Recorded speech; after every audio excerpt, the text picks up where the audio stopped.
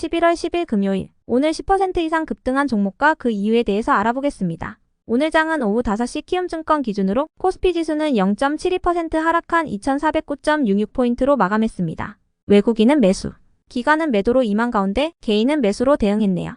한편 코스닥 지수는 1.69% 하락한 789.31포인트로 마감했습니다. 외국인과 기관은 매도로 임한 가운데 개인은 매수로 대응했습니다. 그럼 본격적으로 오늘의 급등 종목들을 살펴볼게요. 오늘 10% 이상 급등한 종목은 총 17종목으로 코스닥에서만 17종목이 나왔습니다.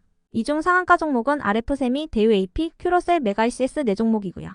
오늘 하한가 종목은 해성옵틱스와 올리패스 2종목이 있었습니다. 총 17개의 급등 종목들을 한데 모아서 섹터별로 묶어보니 한 개 테마로 나눠볼 수 있었어요. 그 외 나머지는 개별 이슈로 오른 종목들인데요. 먼저 1번 마이코플라스마 폐렴 섹터입니다. 최근 중국에서 확산되고 있는 마이코플라스마 폐렴이 국내에서도 번지고 있다는 소식입니다. 이 병으로 입원한 환자가 지난달 말에 벌써 113명이 발생한 것으로 나타났는데요. 환자들은 8월부터 꾸준히 늘어 10월 말에는 입원 환자가 113명을 기록했으며 이는 작년 대비 2.5배 수준인 것으로 파악되고 있습니다. 어제 마이코플라스마 폐렴으로 인해 중국에서 사망자가 나타났다는 보도도 지속 부각되면서 오늘 관련주들이 시장에서 부각되었습니다. 그 외 나머지는 개별 이슈로 오른 종목들인데요.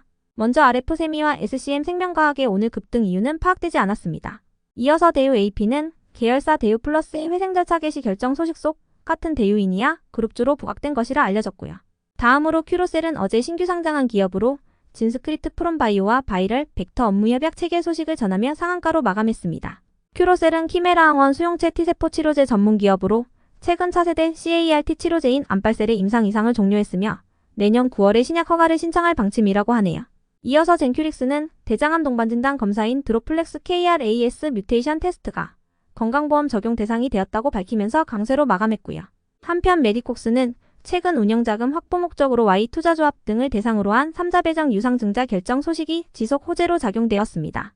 다음으로 한국파마는 최근 빈대 확산으로 인해 관련주들이 주목받고 있는 가운데 오늘도 관련주로 주목받으며 강세로 마감했고요.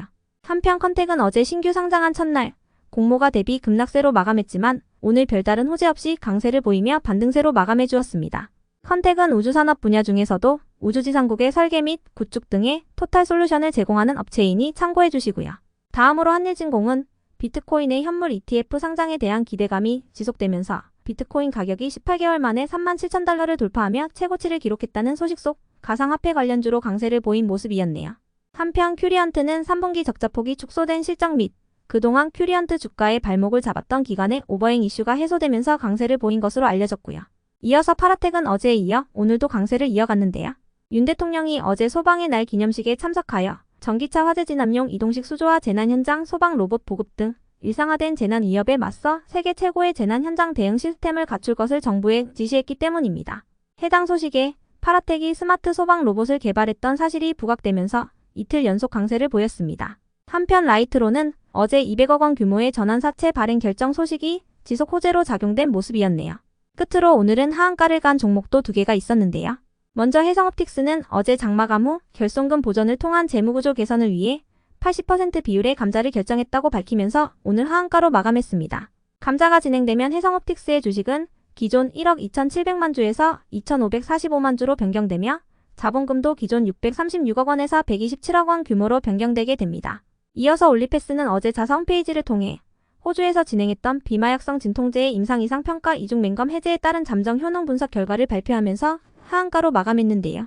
이와 관련하여 올리패스 측은 결과가 만족스럽지는 않지만 수령한 임상 결과를 가감없이 알려드려야 하며 송구스럽게 생각하고 있다고 전했습니다.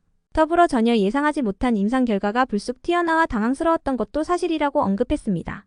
여기까지 오늘 10% 이상 급등한 종목들을 알아보았습니다. 한 주 고생 많으셨고 다음 주도 성투하세요.